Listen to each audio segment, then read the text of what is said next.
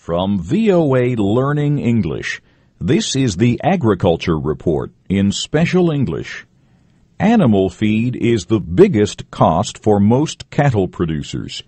In the United States, the cost of hay, grains, and other feed has risen sharply because of a drought. At the same time, wildfires this year burned more than 1 million hectares of North American rangeland.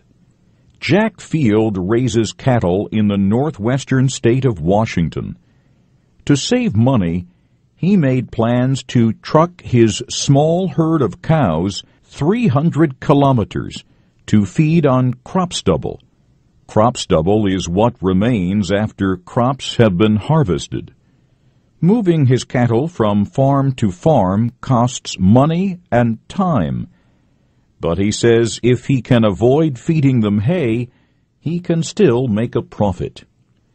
Tim Del Curto is a beef scientist at Oregon State University. He is working with ranchers and feedlot owners to help them find lower-cost ways to feed cattle. He says cattle can eat things like grass seed straw and distiller's grains. These grains are left over from ethanol fuel production.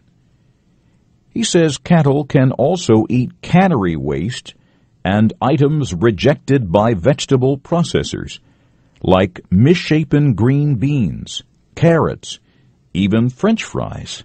Now, I think one of the unique attributes of beef cattle, and sheep would fit this too, is that they can virtually digest anything. The rising cost of feed has led agricultural research universities to give greater attention to what experts call feed efficiency. The University of Idaho has a cattle barn where sensors measure exactly how much food each cow eats.